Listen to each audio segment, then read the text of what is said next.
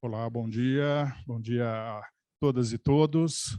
É um prazer estarmos de volta aqui aos encontros presenciais da oficina. E como eu estava falando com os colegas aqui há pouco, né, as dores e delícias da volta do presencial. Voltou o trânsito de São Paulo também, né? Enfim, quem está aqui também presencial, obrigado pela presença.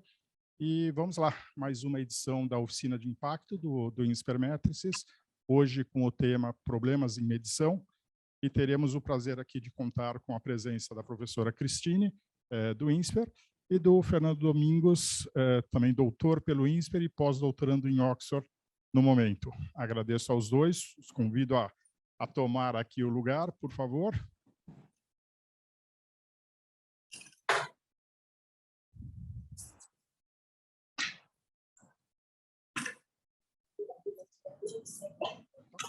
Vocês preferirem. Fernando, não sei se você vai estar aqui.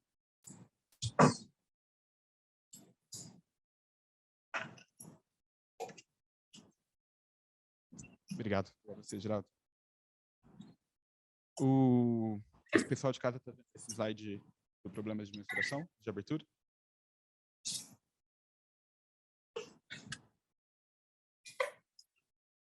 Bom, então, obrigado, Geraldo. Prazer estar aqui. Obrigado a vocês todos por estarem aqui também, pessoal que se juntou online. Então, problemas de mensuração, né? Vou conversar com a Cristina depois. A gente tem dois casos e vocês vão ver que vai ter muita coisa em comum para a gente poder discutir as diferenças e semelhanças entre eles. Mas o que eu vou focar primeiro em 20, 30 minutos. Isso daqui deriva de um estudo acadêmico que ainda não foi publicado, mas já foi apresentado em conferência. Posso compartilhar com vocês depois. E o foco aqui, em grande resumo, é como, mesmo quando as coisas vão até melhor do que o esperado, isso pode gerar problemas de mensuração. Deixa eu passar aqui.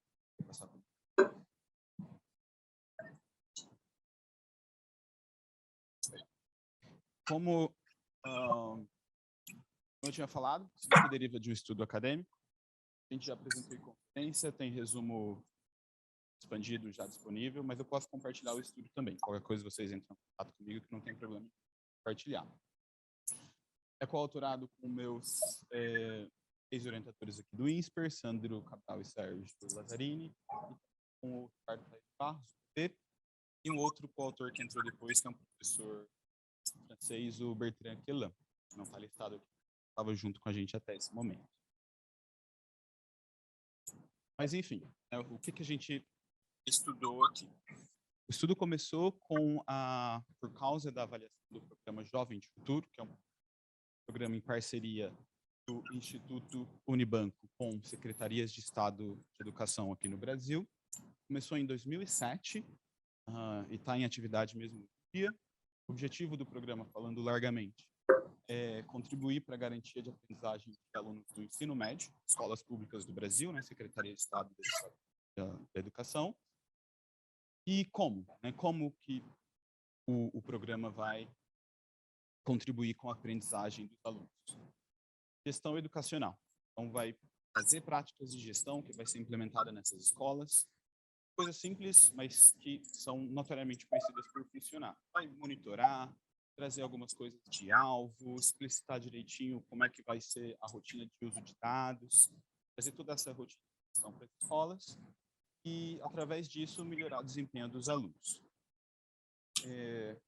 Vários indicadores são utilizados, mas dois aqui que eu vou mencionar, que é o que a gente viu no estudo: nota do aluno em sala de aula. Então, você vai lá, dá uma melhor gestão, capacita o diretor, corpo pedagógico, e só com gestão você consegue fazer, era a ideia, né?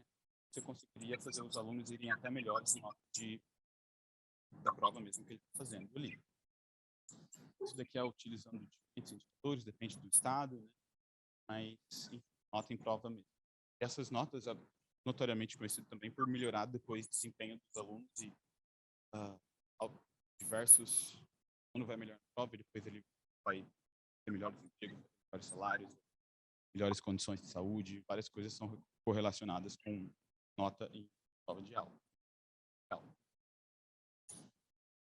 Então, vamos lá, né? A gente tem o Instituto Unibanco, um dos parceiros aqui, que está transferindo essas práticas de gestão.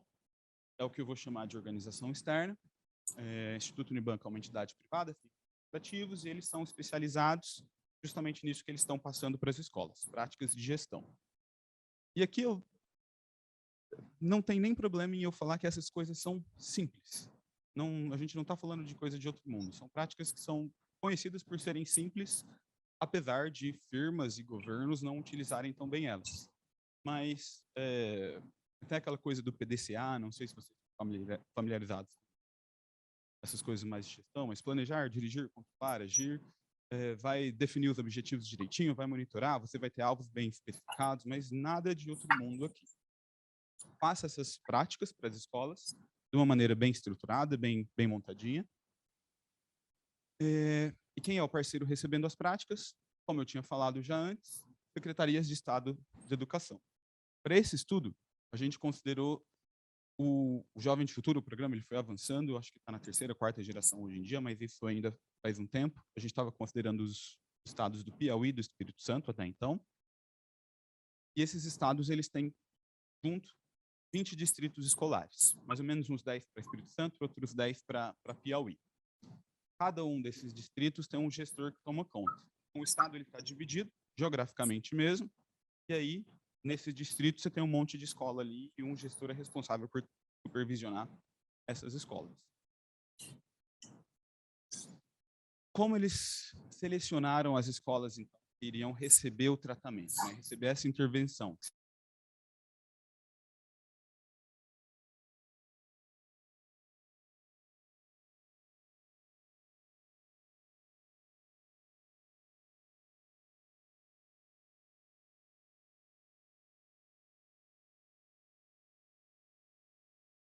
Quando esses experimentos, aleatorizações são utilizadas, até no caso agora da vacina.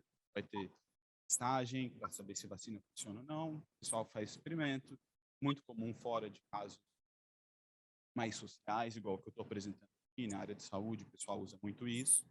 Você tem lá um pessoal, um determinado grupo recebeu a vacina mesmo, é o grupo de tratamento, outro grupo é o placebo, não recebeu a vacina, mas acham que receberam a vacina, você vai comparar os dois em determinados... Ah, tá. Perfeito. Perdão. Tá. E aí você tem dois grupos, tratados e controles, como eu estava dando o exemplo da vacina. O grupo de tratamento com a vacina mesmo, você vai comparar com o grupo placebo que recebeu alguma coisa que eles consideram, que eles acham que é vacina, mas na verdade não é. E aí você compara outcomes desses dois grupos depois, tanto em relação a, no exemplo da vacina, morte, efeitos colaterais, entre outras tantas coisas, que seriam esperadas de terem consequência dado que você recebeu a vacina. Mas no caso aqui, a gente não tem vacina, mas escolas que estão recebendo práticas de gestão, né? Então, em vez de indivíduos, nós temos escolas que são diferentes em diversas características, né? Quando a gente pensa na vacina, você sabe que você precisa ter pessoas mais novas, pessoas mais velhas, para saber se esse efeito vai ser diferente nesses estratos diferentes, homens, mulheres, etnias diferentes, níveis socioeconômicos, que você tem que estar certinho para saber se o efeito da vacina está igual nesses diferentes estratos. Mas aqui nós temos escolas, e essas escolas elas são diferentes em capacidade dos professores, infraestrutura que elas têm, número de computadores por aluno, se elas têm biblioteca, se elas não têm. Então, antes da gente aleatorizar escolas que vão receber as práticas de gestão e não receber, é importante a gente colocar escola lado a lado que são parecidas nessas todas as características que eu disse, que influenciam o desempenho dos alunos, né? Alunos que estão numa escola que tem mais computador, que tem biblioteca, que tem professores mais capacitados, eles devem ir melhor em sala de aula, né? Em nota de prova. Então, vamos lá, parear essas escolas primeiro, eu tenho aqui nos slides 3 escolinhas diferentes ali, uma mais azulzinha, uma mais verdinha e a outra que está sem a cor. Vamos supor que a que está não colorida é uma escola que é vulnerável, mas vulnerável de maneira parecida no número de computador e no número de na capacitação dos professores. A azulzinha é uma escola que é particularmente vulnerável na infraestrutura. Não tem biblioteca, não tem computador, não tem recurso tecnológico. Então, eu tenho essa escola comparadinha, tá? Peguei ali 2 escolas, mas poderiam ser 20, 30 escolas, que são parecidas nessa vulnerabilidade. Então, a verdinha é um grupo de escola que, por exemplo, são parecidas na vulnerabilidade de não terem professores capacitados. Falta professor, você não tem um quadro certinho distribuído de professores de geografia, matemática, português, eles não têm capacitação, coisas assim.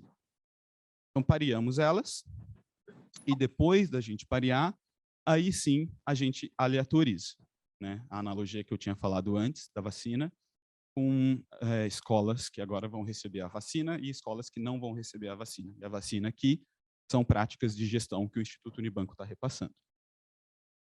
Essas escolas são aleatorizadas, aí você realmente taca uma moeda, né? Vamos ver quem vai para controle, quem vai para tratamento. Depois de ter feito o pareamento, conforme eu falei antes, para garantir que elas vão estar balanceadas entre os 2 grupos. Na vacina, que no caso seria você ter certeza que você tem idosos, jovens, homens, mulheres, distribuídos entre esses 2 grupos. E pronto. Aí o experimento, a aleatorização foi feita, algumas escolas recebem e outras escolas não recebem a intervenção. Nessas 2 imagens que eu tenho aqui do lado direito, é só para passar a mensagem, né? Na primeira imagem, do lado direito superior, a ideia da aleatorização, de você ter um grupo de tratamento e de controle, é que você tem uma separação bem clara em quem recebeu o tratamento e quem não recebeu o tratamento, justamente para depois você poder comparar com confiança esses 2 grupos e ver quão melhor espera-se que o tratamento, que o grupo de tratados tenha sido em relação ao grupo de controle. Mas então, aqui do lado direito embaixo, essa imagem está aqui para simbolizar que, na verdade, isso não é tão fácil de você fazer. Você tem pessoas que são conectadas, você tem grupos diferentes que se conversam, então essa separação tão clara entre controle e tratado vai ser muito difícil de ser feito na prática. Pensando nas escolas, né? Se a gente for pensar na realidade escolar, não só do Brasil, mas de qualquer lugar, e é uma realidade que não precisa ser de escola, mas pode ser de hospital, pode ser de empresa, pode ser do que for. Essas unidades, escolas, hospitais, empresas, etc., compartilham funcionários, estão sob uma mesma regulação, tem hierarquias em que, no caso aqui, já puxando para a realidade do Unibanco, o mesmo distrito, o mesmo secretário de educação está coordenando escolas que são tratadas e que são controles. Então, você tem várias instâncias em que as coisas estão interconectadas e não é tão fácil fazer essa separação entre controle e tratado. Então, essa imagem superior aqui, direita, vai ser muito difícil da gente ver na realidade. Então, o que aconteceu? E a gente parte agora para o estudo mesmo, em que eu vou mostrar para vocês o que foi esse problema de mensuração aqui no nosso caso. Você tem um especialista em práticas de gestão. E aqui eu estou deixando isso mais generalizado porque isso pode acontecer em qualquer cenário. No nosso caso, é o Instituto Unibanco e eu estou falando de educação, mas não precisava ser. Poderia ser hospital, poderia ser escola, poderia ser... Nem precisava ser uma parceria público-privada. Poderia ser dois atores privados compartilhando práticas num cenário mais de consultoria, por exemplo. Isso acontece direto. Uma empresa passa, a outra recebe, consultoria privado-privado.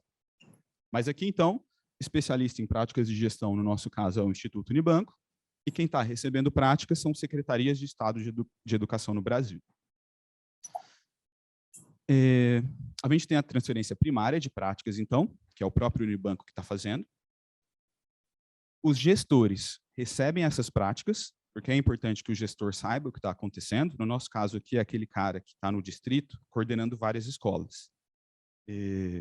Você passa práticas de gestão para a escola, você tem que passar ela também para o gestor que está supervisionando as escolas, porque esse cara que vai monitorar e ter certeza que essas práticas estão sendo bem implementadas. Aí o Unibanco não só passou para os gestores dos distritos, tomando conta de várias escolas, mas passou também para as unidades-alvos, que são as escolas. Chegou lá na escola, Um funcionário do Unibanco foi lá e também treinou, passou documento, passou protocolo para o diretor e para o corpo pedagógico, para o coordenador pedagógico, em especial, que é uma figura muito importante nas escolas no Brasil, e diretamente as escolas também receberam essa intervenção, conforme uma aleatorização que eu falei antes, unidades-alvo aqui que foram aleatorizadas para receber essas práticas. A hipótese inicial, isso aqui é bem claro, não tem nada de inovador ainda, é que práticas de gestão importam. Então tá, a escola que tem uma prática de gestão melhor, que usa dados, monitora, blá, blá, blá, vai melhor do que a que não usa. Então, o que a gente esperava que inicialmente, que era o que o Jovem de Futuro queria fazer, a todo o objetivo do programa Jovem de Futuro, era melhorar o desempenho das unidades-alvos, que são escola, depois de implementar práticas de gestão. Só que, o que aconteceu? Que é o que eu estou advogando aqui desde o começo. Esses gestores, eles podem difundir essas práticas além do grupo de controle. Em especial, esses caras que estão aqui em cima. Você pode ter essa difusão acontecendo de diversas maneiras. Vamos pensar na realidade, no exemplo prático do Unibanco, para deixar mais claro. Espírito Santo, cerca de 10 distritos escolares. Eu estou gerenciando 30 escolas que estão aqui no meu distrito. Algumas são tratadas, outras são controles. Mas eu tenho o domínio de quais são essas práticas de gestão, porque eu recebi um treinamento. Eu nem consigo não passar isso para o controle, para o grupo que não recebeu elas, porque eu sei o que essas práticas são. Talvez eu sou um gestor melhor agora. Como é que eu não vou repassar isso para o controle, sendo que eu estou supervisionando todas elas e agora eu aprendi alguma coisa? Eu vou ser um gestor pior com essa do que eu vou ser com a do grupo de tratamento? Agora eu estou com esse conhecimento. Às vezes o gestor ele nem consegue não passar aquilo ali para o grupo de controle porque ele está com aquele conhecimento ali com ele. Então, os gestores eles podem difundir essas práticas, seja para tratado ou controle, simplesmente por ele ter aquele conhecimento agora. Então, as unidades não-alvo que representam um grupo de controle, no nosso caso, escolas que foram deixadas de lado para não receber o tratamento. Você ainda poderia ter vários outros tipos de contaminação de controle aqui que eu nem estou focando. Você poderia ter diretor dessa escola passando aqui práticas para o diretor da outra escola que não foi tratado. Seria um link aqui que eu não estou mostrando no slide, mas entre esses dois quadradinhos de unidade-alvo e unidade não-alvo. Poderia estar acontecendo também, mas aqui o foco para mim é no papel desse gestor que está supervisionando as duas escolas. Mas isso também poderia estar acontecendo, nem vou entrar nesses detalhes agora. Complicando as coisas um pouco mais, e aí é quando a gente pula para esse passo 3, a hipótese 3 aqui, o gestor que está supervisionando unidades tratadas e controle, ele não só é um gestor que está mais capacitado agora, com domínios de práticas de gestão, consegue afetar tanto o tratado quanto o controle, como ele tem incentivo para focar em quem não recebeu a prática. Porque se eu estou ali coordenando um monte de escola, estou numa realidade de ensino público no Brasil. Vamos ao exemplo, depois a gente expande para generalizar um pouquinho mais. Eu sei que o Unibanco aleatorizou bonitinho e tal, foi naquelas escolas e entregou práticas para elas. Vamos dizer que elas são metade das escolas que eu estou supervisionando. Então, 50. 25, o Unibanco está tomando conta e ensinou práticas de gestão para essas escolas. As outras 25, eu sei que o Unibanco não está indo. Não tem nenhum supervisor do Unibanco indo lá para elas entregar protocolo, justamente porque elas são as escolas de controle. Se eu estou supervisionando todas e um papel de um gestor é manter a performance, o desempenho médio das unidades dele elevado, faz sentido ele focar, em especial, nas escolas de controle. E aqui eu estou falando de uma realidade de ensino público no Brasil em que esse cara não está recebendo a mais para isso. Mas se a gente pensa isso num cenário de setor privado-privado ou várias parcerias público-privada que têm remuneração variável e o desempenho do gestor é baseado em quão bem as unidades que ele comanda vai, aí sim esse cara tem incentivo em falar: eu vou ensinar quem não recebeu isso ainda, quem tem mais margem para melhorar. Porque eu sei que se eu não olhar para elas, o parceiro não está olhando, porque ele está focando aqui nas unidades-alvo conforme a aleatorização. Então, o que a gente argumenta é que o gestor ele não só tem capacidade de difundir essas práticas para os dois grupos, mas ele tem incentivos para focar no grupo de controle, porque ele se preocupa com o desempenho de todo mundo, é o que ele vai se medir aqui como ele está sendo bem sucedido. Claro que aí você vai ter diversos dilemas de propriedade intelectual, de acordos, o que foi contratado, mas eu vou entrar isso com maiores detalhes mais para o final. E por último, o que vai importar aqui também, não vou entrar em tantos detalhes, é em quantos recursos essas unidades não alvo do grupo de controle têm. Se um grupo de controle está ali, mas eles são muito vulneráveis, não tem recurso humano, não tem recurso de capital intelectual, e você tem um gestor que está longe, não é o diretor da escola, mas é um cara de um nível, de uma instância hierárquica superior, tentando te repassar uma prática, sendo que esse cara está repassando por difusão, meio de longe, e você não está tão bem capacitado, talvez você não consiga capturar essas práticas tão bem, né? Porque esse link aqui ele está vindo de muito longe, né? Então, importa para essa difusão acontecer, essas unidades não serem tão vulneráveis, porque senão ele não vai conseguir fazer isso. Então, sumarizando rapidinho, né? Qual foi o método aqui que na avaliação de impacto que foi utilizado pelo Instituto Unibanco para medir, para avaliar o programa, o Jovem de Futuro? Uma aleatorização, escolas-alvo contra escolas de controle. O desenho foi feito para averiguar, né, o impacto de práticas de PDCA, monitoramento, uso de dados. No bullet 1 aqui eu tenho conforme o Unibanco desenhou, o que ele queria fazer. Agora no bullet 2, foi o que nós depois, com o PB, Sérgio, Sandro e agora o Bertrand, pensamos para, tudo bem que o desenho era isso, escolas de alvo contra escolas de controle conforme uma aleatorização. Mas vamos tentar capturar, então, o efeito desse gestor. Esse gestor que é mais ou menos capaz de difundir prática, aquele cara ali que está no distrito tomando conta de um monte de escola, seja ela tratada ou não. Então, a gente criou uma métrica para a capacidade de difusão de práticas de gestão desses gestores e, através de uma especificação aqui, com uma interação, basicamente, é um triple diff and diff, para quem está mais por dentro aqui da econometria da coisa, nós vemos, então, o efeito desse gestor, através dessa métrica que eu vou detalhar mais para frente, em todas as escolas dele, que é o que está no beta 2 ali, na hipótese 2, e na interação, o efeito desse gestor, conforme aumenta a capacidade de difusão dele, em especial nas escolas de tratado ou controle. Que é aquela hipótese 3 que eu disse do incentivo dele de esforçar de uma maneira mais assimétrica, mais, peraí, deixa eu focar no controle, porque eu sei que esses caras não receberam as práticas, é ali que eu posso agir, é ali que eu tenho capacidade de melhorar essas escolas. E por último, o 4 lá que eu comentei, dos recursos dessas escolas, né, a gente faz alguma análise dividindo a amostra só para ver se o efeito é maior ou menor nas escolas que têm mais ou menos recursos humanos ou de infraestrutura.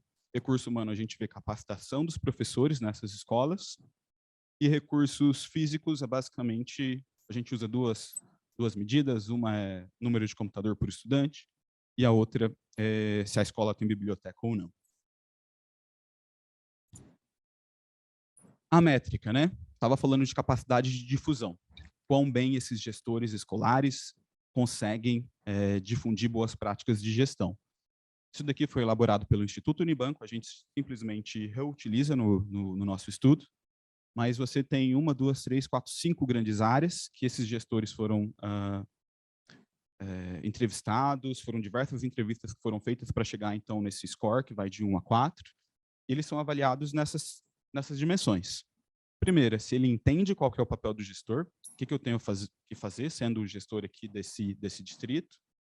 Segundo, se ele tem uma boa noção do que é o uso de dados, rotinas que são mais data-driven, se ele sabe o que é isso, se ele sabe o que é levar em consideração a informação que está no sistema ali para eu colocar em prática. As escolas tem diferentes sistemas. Aqui no estado de São Paulo, por exemplo, tem o MMR, mas Espírito Santo e Piauí tem outros sistemas que eles podem considerar para fazer isso.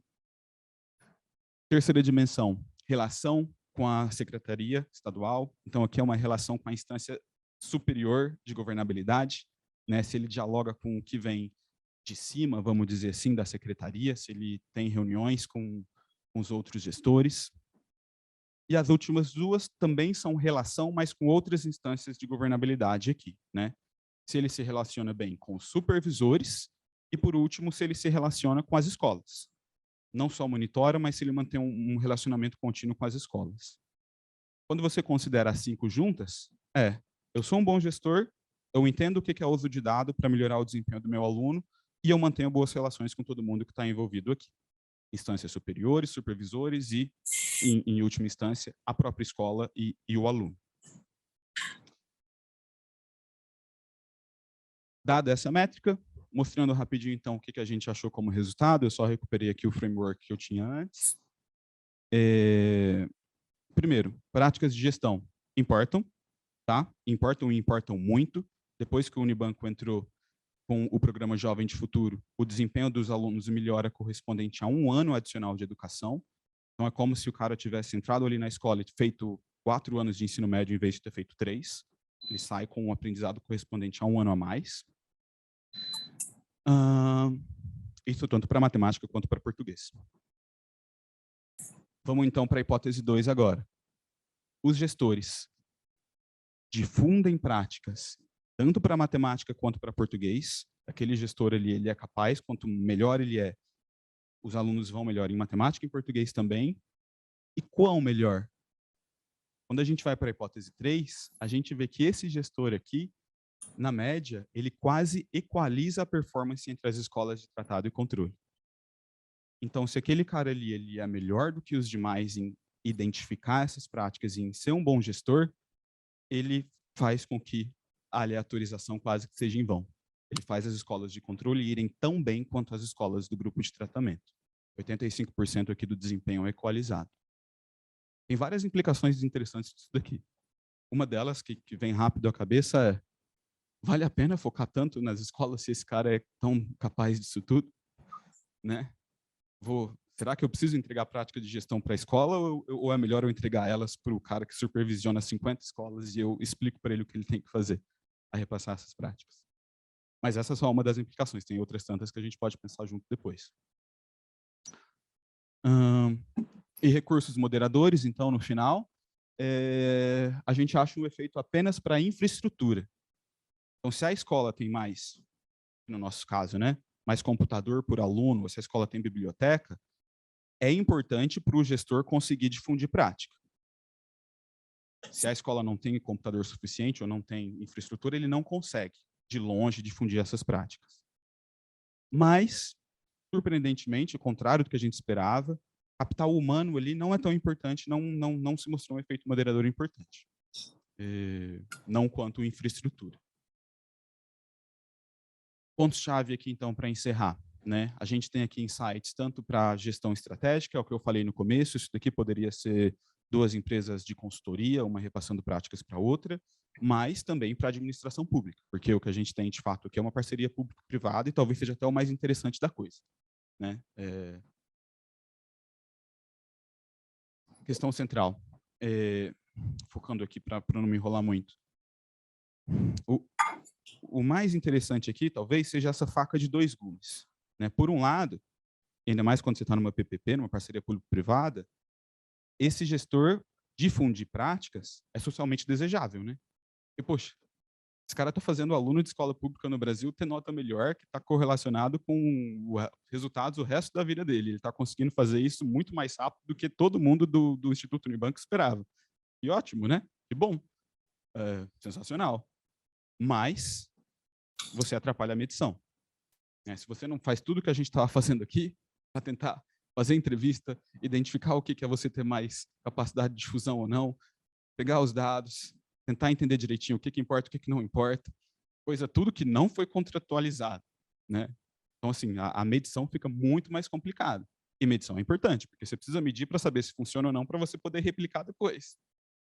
Então, por um lado é sensacional, porque eles conseguem difundir práticas, mas por outro lado, calma lá, a gente precisa medir para saber se a gente vai replicar ou não, né? Então, tem essa faca de dois gumes, que é o principal aqui, que relaciona com o jeito que eu abri a apresentação, né? Quando vai melhor do que o esperado, nem sempre é bom. Quando a gente pensa na avaliação da coisa, a gente também tem que tomar cuidado.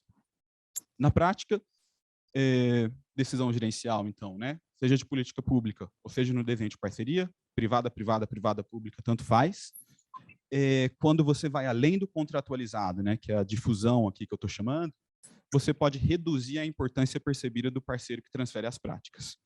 No caso aqui, o Instituto Unibanco, e eu falo isso abertamente, tanto que eu nem não omiti aqui o meu caso, né, não tem problema em falar que é o Unibanco, é uma instituição privada sem fins lucrativos.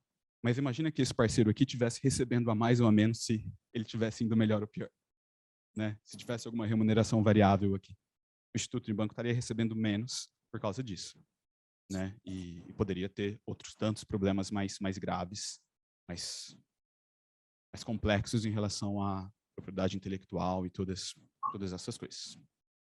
Obrigado. Da minha parte é isso. Ansioso por ouvir a Cristine e debater com vocês depois. Obrigado, Fernando. Muito interessante o resultado. Vamos agora chamar a professora Cristine Pinto. A Cristine é professora associada do INSPER, possui graduação em Ciências Econômicas pela Universidade Federal de Minas Gerais, mestrado em Economia pela PUC-Rio, mestrado em Estatística e doutorado em Economia na Universidade da Califórnia, Berkeley. E suas principais áreas de pesquisa são econometria e economia da educação. Obrigado por estar hoje conosco aqui, Cristine. Vou te passar agora a palavra. Obrigada, Geraldo. Bom dia a todos. É um prazer estar aqui com vocês essa manhã. Obrigado por estarem aqui. Vou só pedir um pouquinho de paciência para a gente resolver o problema da apresentação. A gente tem que colocar a minha e tirar do Fernando. Mas acho que eu posso falar que o que eu vou falar é bem relacionado ao que o Fernando falou. É outro problema de mensuração que surgiu numa avaliação experimental. Então, eu vou usar o mesmo método que ele e mostrar outros tipos de problema que pode surgir em avaliações com o mesmo método. Então, conversa bem o que a gente vai falar hoje.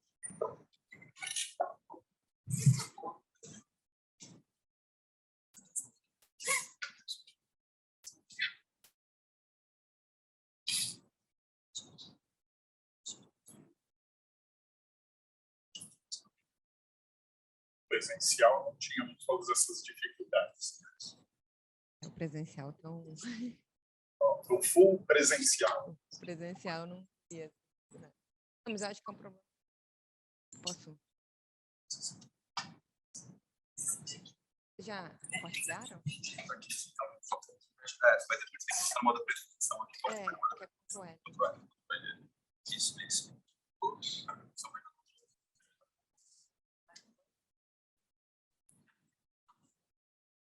Sim.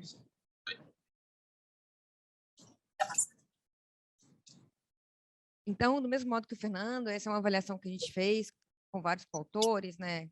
A Gabriela, que hoje é professora da FGV, com o Vladimir, professor da FGV, com a Dani e a Emily de Harvard. É um trabalho acadêmico, a gente tem 4 artigos que a gente derivou desse trabalho, um já foi publicado na Child Development, e a gente está com os outros 3 aí em revisão. Então, o que eu vou contar para vocês é como foi feita a avaliação e os problemas de mensuração que a gente teve, meio misturando esses artigos que a gente tem aí em andamento. Então, não é um artigo só, mas quem quiser depois pode mandar um e-mail, que eu mando as referências que eu usei na...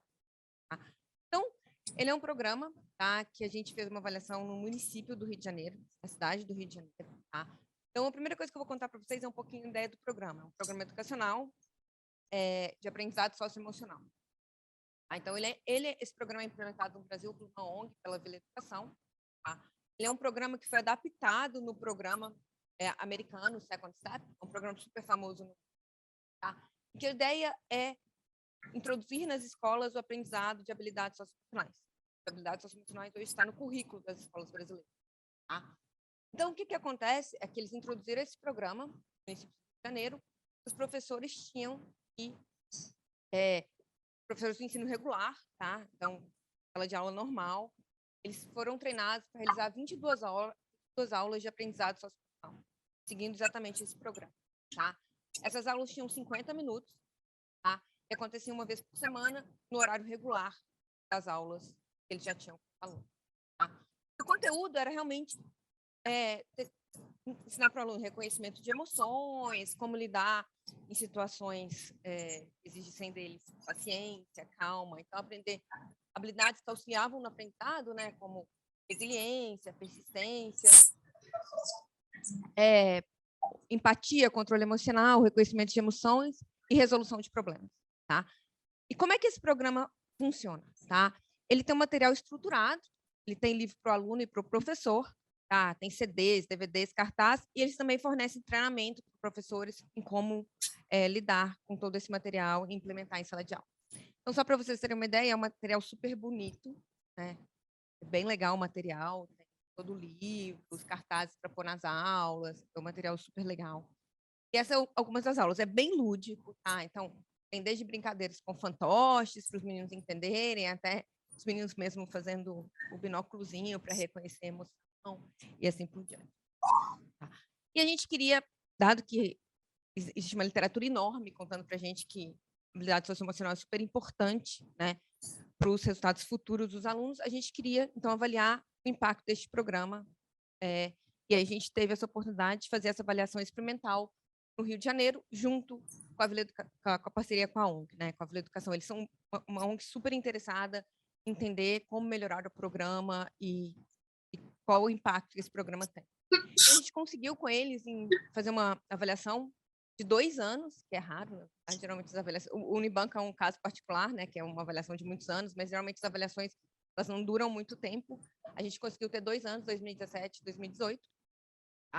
É uma avaliação a um nível experimental, exatamente como o Fernando falou, exatamente a mesma coisa, a um nível escola. Eu vou contar para vocês como é que a gente fez isso. Tá?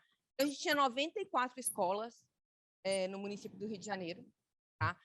Como o Fernando contou, a gente pegou essas 94 escolas e dividiu em 2 grupos, de forma completamente aleatória, tratados e controle. Tá? É exatamente igual ao que ele falou, porque antes de dividir entre tratados e controles, a gente pareou para as escolas serem o mais parecidas possíveis. Tá? E a gente usou 2 critérios, localização geográfica e tamanho da escola. Por quê? Porque escolas maiores são muito diferentes das escolas menores, e porque o tamanho no Rio de Janeiro importa muito, né? A gente descobriu isso, inclusive, durante a avaliação. Tá? Então, a gente criou os pares de escola, exatamente como o desenho do Fernando, e a gente sorteou dentro dos pares quem ia ser controle, quem ia ser tratado. Tá? Então, só para vocês mostrar um pouquinho do mapa, aqui a gente tem um mapa de todas as escolas que a gente tem no Rio de Janeiro. Tá? Os tratados são os azuizinhos, os vermelhinhos são os controles. Então, a gente formava 2 pares, por exemplo. Na Ilha do Governador, a gente tinha 2 escolas. E a gente sorteava um para tratado, um para controle. E assim por diante. Então, olhando sempre localização geográfica e tamanho. Então, a gente formava os parzinhos, ia jogando um para tratado e um para controle. Vocês veem que a gente cobriu todo o Rio de Janeiro. E, então, é super representativo. Vou contar o que aconteceu, mas a ideia nossa era ser super representativo da cidade do Rio de Janeiro, olhando todas as regiões. Tá? E aí, obviamente, é uma avaliação que a gente entrava na escola e o programa era oferecido para todos os alunos da escola, mas a gente só avaliava os alunos e professores no 3º e 5º ano do ensino fundamental. Tá? Então, a gente tinha 94 classes de 3º ano e 94 classes de 5º ano. Tá? Aqui. Então, a gente tem uma autorização ao nível da classe também. Tá? E aí, o que a gente queria medir nessa avaliação? Né? Aqui a gente queria medir muito como é que esse programa afetava os professores e os próprios alunos. Hoje eu vou focar nos alunos, tá? A gente tem uma longa parte para discutir como é que afetou os professores. Então, a gente passou vários instrumentos para os professores responderem, tá? E também os alunos. Tá? Então, professores a gente mediu desde mindset, até escala de estresse, até eficácia em sala de aula. De aluno, a gente focou em 2 habilidades, as cognitivas e as socioemocionais. Lembrando que são alunos de 3º e 5º ano, então a gente tem que escolher instrumentos adequados a essa idade. Então, a gente tinha um instrumento de função executiva, que era bem legal, era feito no tablet, eu não sei se vocês conhecem, chama Corações, Hearts and Flowers, Corações e Estrelas. Basicamente, é um joguinho. Tipo, aparece o coração, ele tem que clicar na direita, aparece a estrela, ele tem que clicar na esquerda, e vai ficando cada vez mais difícil para a gente testar controle inibitório e um pouco de função executiva dos alunos. Então, eles adoram isso. Tem um joguinho no tablet, cada um ganha um tablet e fica jogando. Então, eles gostam bastante. A gente passou um teste de vocabulário também, e aí foi o PIBARI, que era basicamente reconhecimento de... A gente apresenta uma figura e ele tem que dizer para a gente o nome do que está naquela figura, e vai ficando cada vez mais difícil. E para habilidades socioemocionais, a gente passou um instrumento bastante conhecido na literatura, que é o ACES, que tem duas partes. Uma parte que é reconhecimento de emoções, então a gente mostra umas figuras para os alunos, e eles têm que dizer o que aquela criança está sentindo naquela figura. Tem figuras que não têm uma emoção certa, e tem figuras que são bem caricatadas, para a gente ver qual que é o viés dele. Né? Então, se ele tem um viés para achar que as pessoas estão sempre com raiva, se ele tem um viés para achar que as pessoas estão sempre tristes, e assim por diante. Tem uma outra parte desse instrumento que é comportamental. Então, a gente apresenta situações para o aluno e pergunta como ele reagiria naquela situação. Então, situações bem corriqueiras, tipo, você vai na sorveteria com seu pai e seu sorvete cai no chão. Como você se sente nesse momento? E aí a gente tem algumas opções. Tá? E aí a gente também pediu um instrumento autorrelatado dos professores, que eles tinham que avaliar cada aluno em termos de habilidades socioemocionais. Tá? E aí a gente fez isso em 2 anos. Então, o que aconteceu? A gente foi lá, letrizou no primeiro ano, fez várias reuniões no Rio de Janeiro e acompanhou esses alunos ao longo de 1 ano. Né? Então, a gente tem dados antes da intervenção, que foi em fevereiro, eu vou fazer exatamente o time para vocês daqui a pouco, e depois da intervenção. E no final do primeiro ano, a gente achou um efeito 0. O programa não teve efeito significativo em nenhuma das medidas nos alunos. Tá? No geral, o que aconteceu? O que a gente descobriu? Que 2017 foi um ano, não sei se vocês lembram, que foi muito atípico no Rio de Janeiro. Os índices de violência subiram muito nesse ano. Tá? E aí a gente começou a pensar se tinha algum efeito heterogêneo por nível de violência no entorno das escolas. Tá? A gente fez já o referenciamento, pegou o índice de violência em torno de cada uma das escolas, e a gente fez um efeito heterogêneo por isso. Tá? E aí, para as escolas que estavam em áreas menos violentas, a gente achou um efeito pequeno do programa, mas significativo e positivo no controle limitório e reconhecimento de emoções. Tá? Mas a gente ficou tentando entender o que estava acontecendo. A gente tinha mais 1 ano de avaliação, né? A Vila Educação falou, o que está acontecendo? Como a gente pode melhorar o programa, dado o resultado deste ano? Tá? Então, a gente ficou meio puzzle, tipo, será que o efeito é 0? E por que seria 0, né, no geral? Será que é um problema de violência? Será que é um problema que aconteceu na implementação do programa? E a gente foi investigar isso mais a fundo antes de começar 2018. Tá? E a gente fez uma pesquisa quali com todos os professores que tinham recebido o programa. Tá? E a gente descobriu várias coisas interessantes nessa pesquisa quali que a gente fez. Tá? Na verdade, a gente descobriu que, na média, eles tinham feito 13 aulas de 22. Tá? Então, assim, era um número relativamente baixo. Então, a implementação do programa não tinha sido completa na maioria das escolas. Tá? Obviamente, eles tiveram vários problemas de recebimento de material e tal, mas tinham problemas maiores que esse que aconteceram e que afetou a mensuração desse impacto. Tá? Alguns professores relataram que, devido ao alto nível de violência em torno da escola, a escola tinha ficado fechada boa parte do ano. Tá? Então, os alunos não tinham tido aula mesmo, assim, não era só um problema de não ter tido o programa, eles não tinham tido aula por causa da violência. Tá? A gente tem vários relatos, tipo, professores terem que fechar a escola por causa de tiroteio. A gente teve um problema em campo, que uma das pessoas que foi aplicar o campo numa escola também ficou presa na escola por causa de tiroteio. Então, a gente teve vários relatos de coisas bastante atípicas, né? Então, mas a gente começou a entender melhor que tinha mais problemas em termos de mensuração. Tá? Os professores começaram a questionar a questão do programa. Primeiro, eles questionaram que algumas aulas do programa eram fora de contexto. Né? Apesar de todo o esforço que a Vila Educação tinha feito, de traduzir o material, de trazer para o contexto brasileiro, eles falaram, algumas aulas, assim, os alunos estão totalmente fora do contexto dos alunos. Né? Não é uma realidade das escolas públicas brasileiras. Então, a gente precisa trabalhar um pouco nisso. Tá? Mas, mais do que isso, tá? Alguns professores não estavam convencidos da importância de se ensinar habilidades socioemocionais. Eles falavam com a gente tem tão pouco tempo com esses alunos, por que eu tenho que deixar de ensinar português e matemática e ensinar essas habilidades socioemocionais? Ninguém nunca chegou para mim e me contou por que é importante ensinar isso. Tá? Então, uma vez que eu estou na minha sala de aula, eu não vejo necessidade de implementar esse programa. Tá? Então, a gente teve vários relatos desse sentido. Tá? E outros falaram assim, na verdade, eu não gosto do método do programa. Eu conseguiria ensinar isso de outra maneira, de uma forma muito mais eficaz. Tá? Com tudo isso, né, que a gente teve desses relatos quali dos professores, a gente começou a pensar, a falar, como é que a gente pode testar algumas dessas hipóteses, né? A Vila Educação fez um esforço grande, né, de traduzir o material para o Brasil e até ter materiais além do que tem no Second Step, para trazer mais para a realidade brasileira. A gente queria testar alguma dessas hipóteses, tá? E aí, e tinha outra coisa que eu esqueci de falar, que alguns professores falavam assim, a gente está super sobrecarregado. Na verdade, tem 1000 programas acontecendo, né? Inclusive, o Rio estava numa fase de passar todas as escolas para ensino integral, né? E, assim, é mais uma coisa que eu tenho que fazer. Então, assim, a gente não consegue dar conta de todos os programas que acontecem concomitantemente na escola. Tá? Então, assim, foi super rico esses encontros com os professores, super rico esses relatos deles. E a gente começou a falar como é que a gente pode testar essas hipóteses, tá? Então, no final, a gente tem várias hipóteses do que está acontecendo, né? A primeira coisa é, todos os atores, pais, professores e diretores têm que estar convencidos da importância do programa. Não adianta a gente avaliar, né? Então, tem uma etapa aí que a gente não pode pular, que é super importante, tá?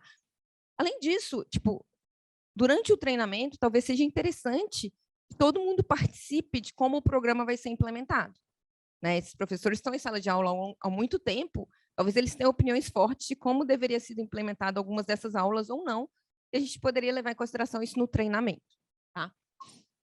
Então, a gente achou que era super importante ter uma outra intervenção para mostrar a importância das habilidades socioemocionais para esses professores. Tá? Então, antes de implementar o programa, por que a gente não dá informação? Por que a gente não mostra para os professores a importância de desenvolver habilidades socioemocionais? Talvez isso ajude os alunos. Tá? E, além de tudo, a gente tem a dificuldade do Rio de Janeiro, né? Realmente foi anos muito atípicos no Rio de Janeiro, então, no segundo ano, a gente teve que tirar as áreas muito violentas, a gente não conseguiu continuar com o programa em algumas escolas por causa da violência. Tá? Então, a nossa amostra teve que cair do segundo ano para o primeiro.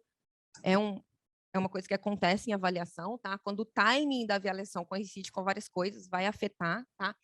E a dificuldade com a implementação de diversas políticas públicas concomitantemente, né? É uma coisa que a gente não tinha pensado quando a gente começou a fazer essa avaliação, mas talvez o timing da avaliação tenha atrapalhado muito a gente, porque a gente não lembrou que estava implementando a escola integral, que é uma coisa que realmente dá muito trabalho, tá? Então, essas duas questões é uma questão para a gente pensar quando fazer a avaliação de políticas públicas, né? Tem que se levar em questão o time, o que está acontecendo nas escolas, para além da implementação da própria programa que a gente queria. Mas a gente queria testar muito essa hipótese da importância da informação, tá? E o que a gente fez no segundo ano do programa?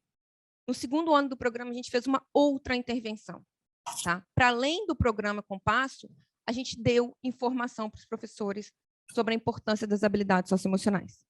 E a gente queria testar se isso é importante. Então, a gente fez uma avaliação em cima da avaliação, tá? Então, a gente enviou mensagens do WhatsApp para os professores durante o ano inteiro de 2018. Tá? A gente pediu o telefone deles, pediu permissão, e a gente tinha 2 grupos. A gente tinha um grupo de tratado e um grupo de controle. Aí eu vou dizer para vocês como é que a gente construiu esses grupos em cima dos grupos que a gente já tinha. Tá? No tratamento, a gente mandou 14 mensagens. A gente não mandava toda semana, né? Porque senão a gente ia perturbar muitas pessoas. A gente tinha uma frequência que a gente mandava. A gente mandou 14 mensagens com evidências sobre a importância de habilidades socioemocionais. Eu vou dar exemplos para vocês. Tá?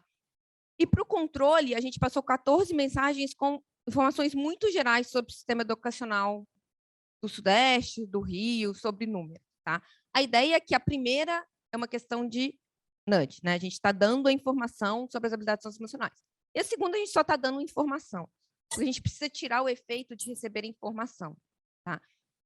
Então, assim, só para vocês terem uma ideia das mensagens, no tratamento que a gente queria mensagens desse tipo. Ó, persistência, socialidade e cooperação têm alto impacto sobre o bem-estar. Estudos mostram que essas competências estão relacionadas com maior grau de escolaridade, empregabilidade e indicadores de saúde. Então, a gente foi pegando toda a literatura e mapeando em frases. Tá? Então, frases bem fidedignas ao que a gente tem de evidência e bem diretas para eles entenderem a importância das habilidades socioemocionais.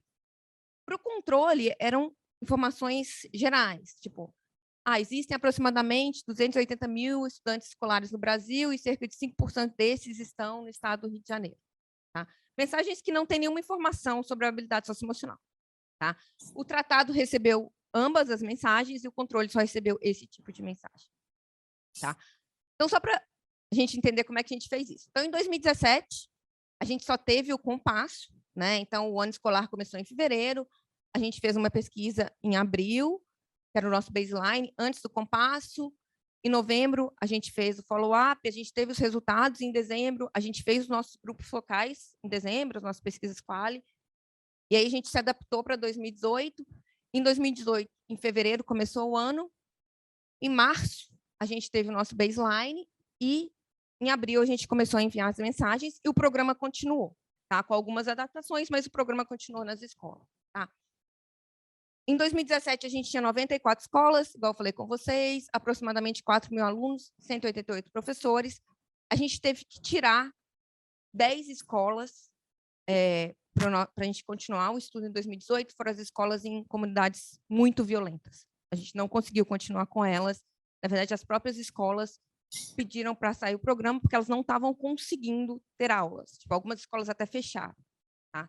Então, a gente foi para 84 escolas, das 94 iniciais, 3.500 alunos e 168 professores. É importante dizer que, como é que a gente fez? Tá? A gente acompanhou os alunos do terceiro ano. Então, os alunos que foram do terceiro para o quarto ano, a gente seguiu eles, tá? E a gente continuou acompanhando os meninos que entraram no terceiro ano. Por quê? Porque muita gente não passa de ano, então a gente queria ter essa coorte completa e a gente queria manter os professores. Tá? Para a gente era importante acompanhar os professores. Tá? Então, a gente não tem o painel de todos os alunos. Tá? A gente acompanhou metade dos alunos, mas a gente tem o painel de todas as escolas e de todos os professores. Então, só para contar com vocês como é que a gente fez essa amostra. Tá? Então, das 84 escolas que a gente tinha, dos 168 professores, a gente pegou essas 84 escolas e aleatorizou. Lembra que a gente tem a aleatorização do compasso. Então, a gente tem 42 escolas que têm o compasso, 42 escolas que não têm o compasso. Né? E mesmo 84 professores em cada grupinho. No grupinho tratado pelo compasso, a gente tem uma parte que recebeu a informação socioemocional e uma parte que não recebeu. No grupinho controle, a gente tem uma parte que recebeu a informação socioemocional e uma parte que não recebeu. Por que a gente fez assim? Tá? No final, a gente tem 42 professores dos tratados do compasso que receberam a informação, 42 professores dos tratados do compasso que não receberam a informação socioemocional. E dos controles, a gente vai ter 42 professores que receberam a informação e 42 professores que não receberam a informação. Por que a gente fez assim? A gente queria ter grupos de professores com os dois tratamentos, digamos assim, um grupo de professor só com a intervenção das mensagens, um grupo de professor só com a intervenção do compasso e um sem nada, para a gente poder fazer todas as comparações. Na verdade, o que a gente quer saber é quão eficaz é mandar as mensagens. Então, a gente vai poder dizer, olha, mandar as mensagens tem este efeito. Mandar as mensagens é complementar ou não ao programa compasso, certo? Então, a gente queria comparar todos esses efeitos. Por isso que a gente tem todos esses grupos, tá? E aí, assim, é só para vocês terem uma ideia que a gente mantém as escolas. Então, assim, as escolas compasso a gente mantém, só que a gente faz uma outra aleatorização em cima do compasso, certo? Então, muda um pouco a figura, tá vendo? Aqui, agora na Ilha do Governador, eu só tenho tratados. Eu não tenho mais aquele pareamento que eu tinha de região. Eu perco isso. Tá? O que a gente achou? A gente tem pouco tempo, mas o que a gente encontrou depois de 2 anos? Tá? O programa compasso continua tendo efeito nulo na média. Tá? A gente não conseguiu reverter esse efeito. Então, na média, para todo mundo, o efeito continua sendo bem pequeno. A gente até acha algumas heterogeneidades, mas a gente ainda está terminando esse paper. Mas, na média, o efeito compasso é nulo. Mas, curiosamente, o efeito da nossa intervenção informacional existe. Ele é muito maior que o do compasso. Tá? Então, assim, a gente achou um efeito positivo no reconhecimento de emoções, na média, para todo mundo. Para as habilidades cognitivas, é dúbio o efeito que a gente acha o efeito negativo no controle inibitório, mas acha o efeito super positivo em fluxo dos alunos. Então, agora a gente tem informação administrativa, então a gente acha que os alunos diminuem a distorção em idade série para aqueles alunos e professores que receberam a mensagem da importância das habilidades socioemocionais. Tá? Então, esse é um segundo paper. Então, a gente já tem o paper do primeiro ano fechado.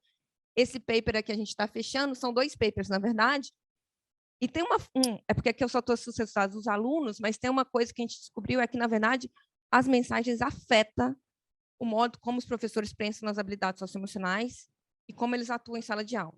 Tá? Então, a gente fez uma outra avaliação de pensar como essas mensagens afetavam as crenças dos professores e o investimento deles em sala de aula, usando outros instrumentos. E a gente vê um super impacto. Tá? Então, o que a gente aprendeu disso? Como o Fernando falou, o que a gente aprendeu disso? Qual o resumo de toda essa avaliação de 2 anos, né, que teve que parar por causa da pandemia? Tá? Antes da gente implementar qualquer programa, é super importante todos os atores entenderem a importância daquilo ali. Tá? Não adianta a gente chegar e falar assim, olha, agora vamos fazer um programa de habilidade socioemocional se as pessoas não entendem nem por que fazer aquilo. E não eram só os professores, os pais também tinham isso. Por que agora meu filho está aprendendo habilidade socioemocional na escola? Tá? Por que isso é importante? Obviamente, a gente fez o nudge só com os professores, né? Porque a gente não tinha o contato dos pais, etc. e tal, mas era uma reclamação dos pais também. Tá? Então, todos os atores têm que estar convencidos da importância do programa. Tá? E mais do que isso, todo mundo tem que estar empenhado e de acordo com o processo de implementação. É uma coisa de treinamento, a gente tem que discutir com as pessoas, o programa vai ser implementado dessa forma, tudo bem, sim, não, porque elas podem ter boas ideias de como fazer diferente, que pode ser válido, a gente fez isso um pouco no segundo ano. Tá?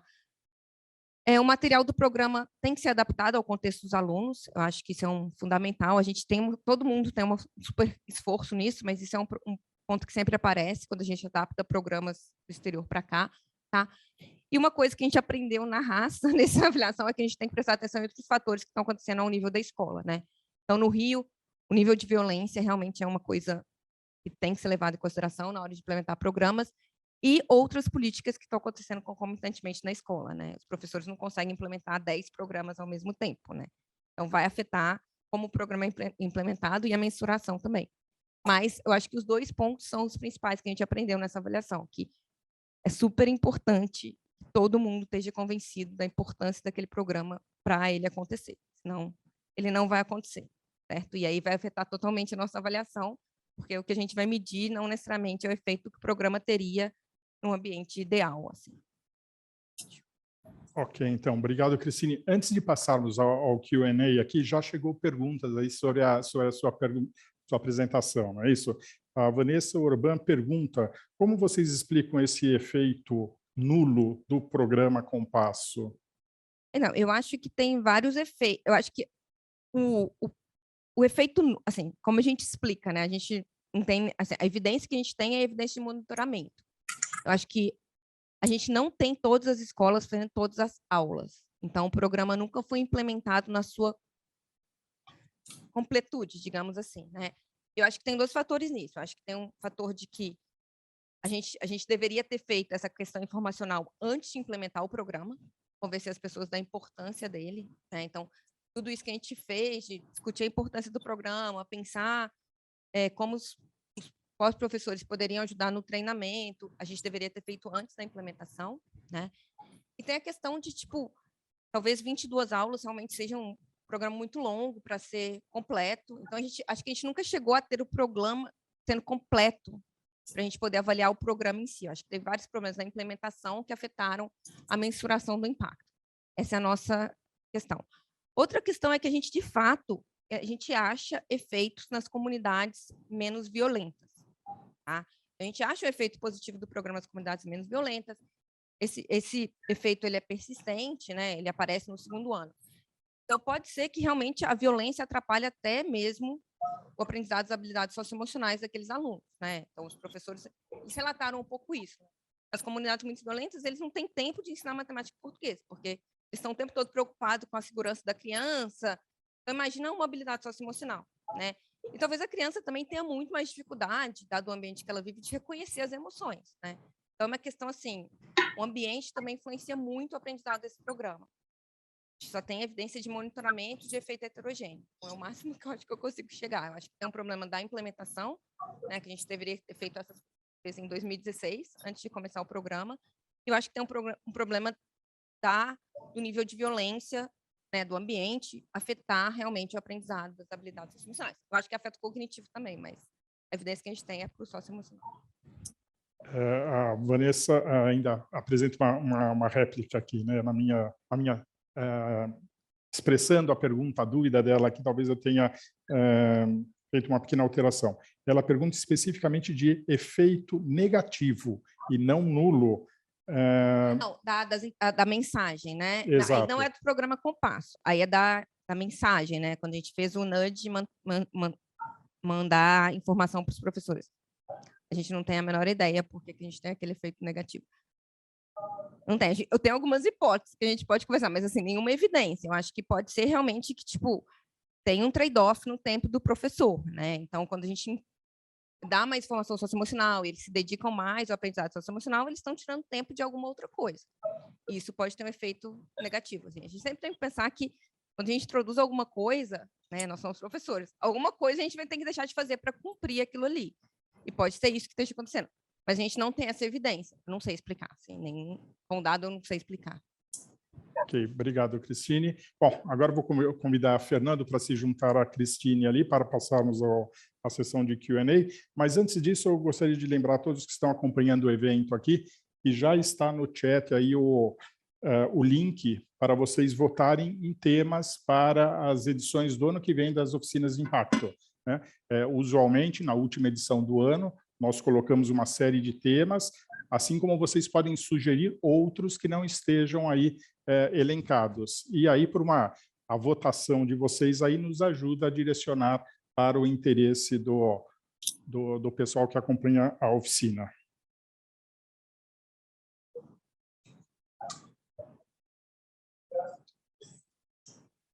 Vamos lá. Queria começar aqui por uma pergunta, né, que tanto no exemplo apresentado pela Cristina quanto no do Fernando, fica clara a importância do pesquisador estar monitorando eventuais problemas do momento aí da mensuração para eventuais correções de rota, né?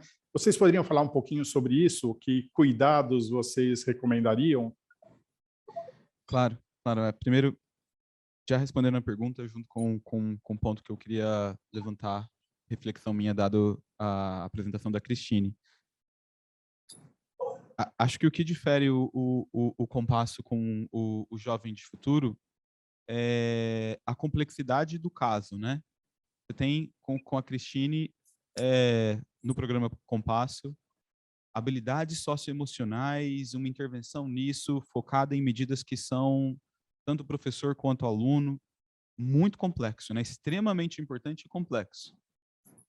No Jovem de Futuro, apesar de importante, a gente pode dizer que era muito simples. Práticas de gestão importam, todo mundo sabe que é melhor você ter uma gestão melhor do que pior, e era fácil fazer aquilo. É até um dilema na literatura de administração, né? Porque se gestão importa, por que tem empresa que não faz uma boa gestão e tem empresa que faz? E, o pessoal nem entende direito por quê, assim, mas era para ser fácil. Prática simples, de fácil implementação, fácil protocolo, muito fácil de fazer, complementar com tudo mais que você já fazia. Como a Cristine bem colocou agora no caso dela, não é tão complementar, né? Porque exige tempo, é um assunto complexo. O professor ele tem que deixar de fazer alguma outra coisa, focar naquilo ali, ele tem que ser consciente que aquilo importa, ele tem que se organizar. Então, acho que essa é uma diferença marcante. Até que explica o porquê é tão difícil você medir o impacto positivo, e no caso do Jovem de Futuro, foi até, entre aspas, além do esperado e prejudicou a avaliação, né? Acho que esse é um ponto importante e interessante. Agora, voltando para a pergunta,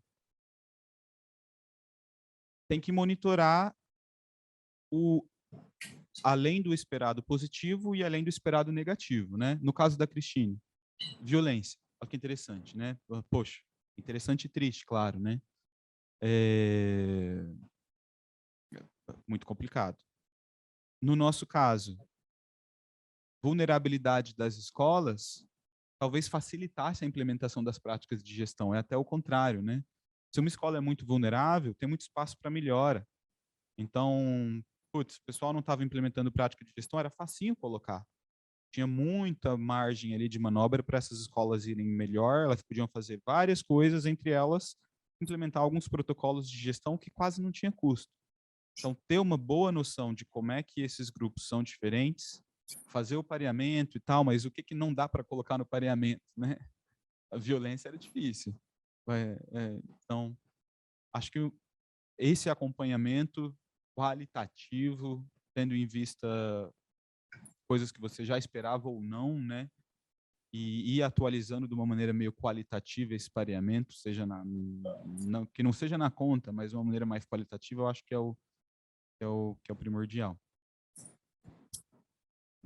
Só para complementar o que o Fernando falou, eu acho que é super importante monitorar como o programa está sendo implementado. Assim, tipo, a gente não fez isso de maneira tão fina, o que prejudica muito depois a mensuração, mas assim, a gente gostaria de saber cada professor, quando ele implementa cada uma das aulas, e ter uma pessoa indo monitorar na escola e conversando com ele as dificuldades. Acho que se a gente tivesse ter feito um monitoramento mais fino, a gente saberia melhor até o processo ao longo do ano, né? A gente fez um monitoramento, mas não foi tão fino, então acho que porque custa muito dinheiro, né? Então a gente tem um budget que a gente tem que pensar bem, mas assim, esse monitoramento fino da implementação do programa, obviamente monitorar, né? Ir lá e tentar entender o que está acontecendo é fundamental, assim, eu acho, para avaliação de programa. Então, de projetos sociais, em que tudo depende de como está sendo feito, né? Então, essa questão de... A gente tem esse número de quantos cada aula, cada professor conseguiu implementar. A gente tem um número final, a gente não tem um meio do caminho, por exemplo, que a gente já poderia, se a gente tivesse um número no meio do caminho, já poderia ter pensado o que estaria acontecendo ali, né?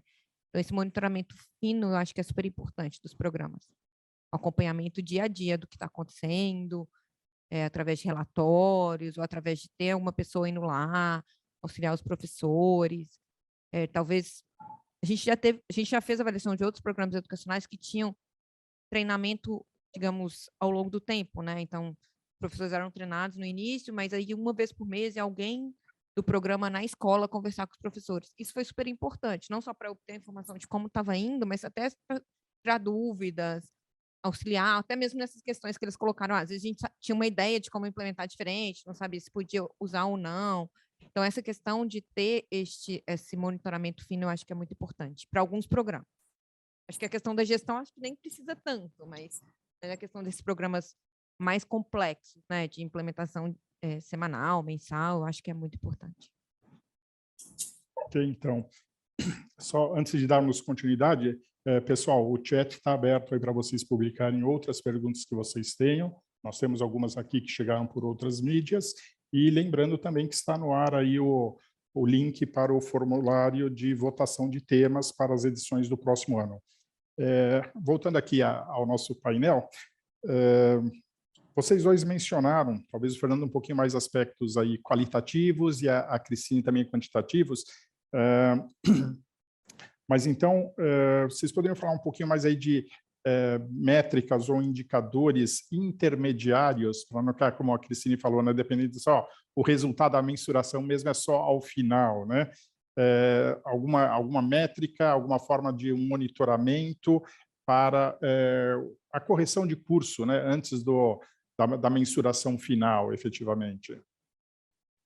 No caso do compasso, uma métrica que seria... A gente tem essa métrica, mas acumulada seria assim, semanalmente, ou a cada 15 dias, ou a cada mês, quantas aulas os professores estavam conseguindo cumprir, qual aula eles estariam, tipo, a gente tinha um cronograma, né, de 22 aulas. Então, naquela semana, se ele estaria na aula do cronograma, sim, estaria, não, porque não estaria. Eu acho que um formulário desse teria ajudado bastante a gente ao longo do tempo, e a gente teria alguns indicadores que a gente podia tirar dali, né? Por exemplo, quantas aulas eles completaram ao final, mas também como foi assim, a intensidade do programa, né? Quantas aulas foram feitas mensalmente. Acho que isso é importante para a gente ter. Então, esse indicador é fundamental. Assim, a gente só tem um acumulado, né? O mais fino seria interessante. No caso do Jovem de Futuro, aquele indicador que eu mostrei para vocês da difusão de práticas, ele foi feito a posteriori, né? Então, Espírito Santo, Piauí, que é o que a gente estava usando, aconteceu, fomos medir o impacto, de acordo com a aleatorização, efeito super menor do que tinha sido a geração anterior, que era mais simples. Aí, o pessoal do Unibanco, já mesmo antes da gente entrar, falou, pera lá, vamos ver o que aconteceu. Começaram eles, na Unibanco, a entrevistar os gestores e tudo mais para gerar aquilo. Então, depois do que já tinha acontecido, começaram a entrevistar os gestores para ver, como você interagia com a escola? Como você interagia com a secretaria? Você tinha reunião com o supervisor? Idealmente, mas ninguém sabia até então, seria interessante aquele indicador, aquelas 5 dimensões que eu coloquei, como você entende o papel do gestor, rotinas baseadas em dados, como você interage com a secretaria, quantas reuniões, você vê o supervisor, enfim, várias coisas ali desse tipo. Qual a frequência e intensidade que você tem interação com o supervisor, monitoramento das escolas, você vai lá, você não vai, quantas vezes, tudo isso a gente podia ter várias métricas. Então, não precisava ter sido a posteriori, né? Podia estar sendo um monitoramento constante desde que o programa foi implementado. Mas nada vai ser perfeito, né? Então, dada a realidade, fizemos a posteriori, agora, nas próximas etapas do programa, a gente tenta monitorar, o Instituto está tentando monitorar constantemente, e mudaram a maneira com que o programa é aleatorizado. Agora, ele não tenho no melhor do meu conhecimento como é feito hoje em dia, mas eu acho que no estado de Minas Gerais, por exemplo, a aleatorização ela é feita por distrito, tem distrito que recebe, tem distrito que não recebe, justamente para evitar esse tipo de coisa. Mas complexidades permanecem ainda. Eu posso entrar mais em detalhe depois. Ok, então, obrigado, Fernando. Chegou aqui uma pergunta do Breno Salomon para a Cristine. Como dito, a violência atrapalhou a implementação. Porém, a dúvida é se talvez fosse incorporada uma aleatorização inicial no momento do balanceamento, se uma variável que mensurasse bem a violência no entorno da escola poderia talvez, ou seria talvez suficiente para mudar os resultados e encontrar significância na... Assim, duas coisas. Eu acho que a gente não igual o Fernando, a gente aprendeu isso a posteriori, né? A gente não tinha essa noção quando a gente começou a implementar o programa no Rio. A gente tem uma coisa que a gente fez, que a gente aleatorizou geograficamente, né? Por localização geográfica. Isso ajudou um pouco. Então, querendo ou não, a gente tem sempre 2 escolas, quase sempre muito perto, não necessariamente com o mesmo nível de violência, né? Porque às vezes o nível de violência é muito local, mas a gente tentou geograficamente aleatorizar. Se a gente soubesse antes que violência era tão importante e a gente tivesse uma medida de violência boa, a gente poderia ter incorporado no nosso pareamento, com certeza. No entanto, isso não ia resolver o problema do efeito nulo na média. O que talvez daria para a gente era realmente ter um efeito heterogêneo mais exógeno, que a gente chama, né? Se eu tivesse o pareamento ao nível de violência, eu poderia isolar, de fato, esses pares pelo nível de violência e achar o efeito heterogêneo por índice de violência que eu usei no pareamento. Isso seria um efeito super interessante, né? O que a gente tem hoje, a gente fez isso a posteriori. Então, a gente pode falar, mas o nível de violência é exógeno. A gente sempre argumenta, mas a gente controlou geograficamente, então não é tão... O nível de violência é endógeno, mas a gente controlou geograficamente, então a gente está meio controlando por isso.